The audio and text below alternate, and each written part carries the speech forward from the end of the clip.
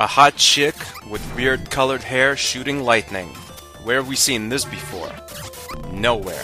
This is totally original. This is Alisia Dragoon for the Sega Genesis.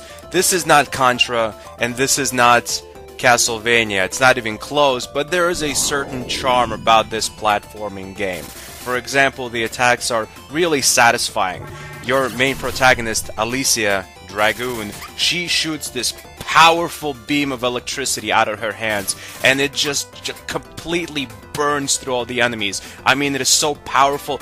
It feels like those guns that Ghostbusters shoot, you know, just a constant thick flow of pure energy. It's totally awesome. And when you rest a little bit and let your electrical power up until it becomes yellow, you can do this super attack, which basically just AoEs everything in the area, and it hits really hard. So it's not only good for add-ons, but is also good for bosses. Of course, there's strategy involved here. It's not just about waiting to power up your electricity completely, shooting, moving a few feet, waiting again, shooting. Sometimes you just don't have the privilege to do that. Sometimes you need to be shooting constantly. So you shoot your electricity a little bit, wait a little bit to recharge so you don't run out, shoot it again. And also you have to keep in mind that you have companions. Really, Alisia Dragoon is Storm from X-Men meets Pokemon. She has these different creatures following her around, like a dragon and this sentient fireball thing. There's a few of them, and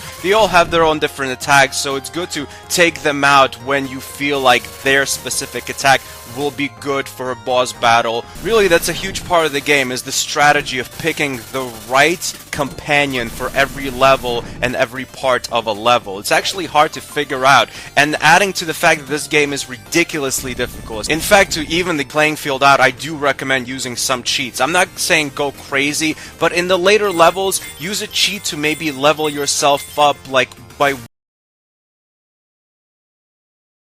by a level or two. Don't go crazy, don't just give yourself unlimited power, don't make yourself invincible, but to make the game a little more fun, I would recommend using some cheats. Unless you really love dying and replaying the same level over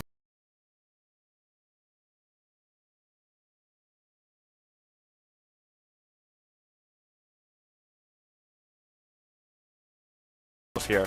If you're not going to use a cheat and give yourself a level or two, you really have to shoot every part of the environment, because that's how you would level yourself up normally, is to break some kind of thing in the environment, a hidden part of the environment, and reveal a power-up which will level either yourself or your companion up.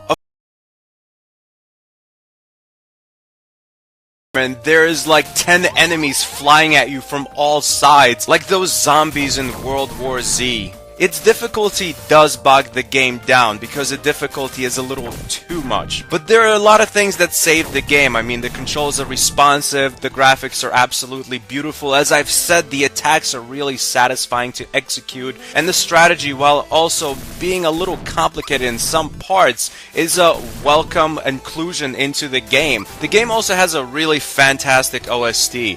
Alisia Dragoon is a fun game to play. It can get frustrating, but at the end of the day, it's an enjoyable experience overall. It gets an official Stan Birdman rating of a 7.5 out of 10.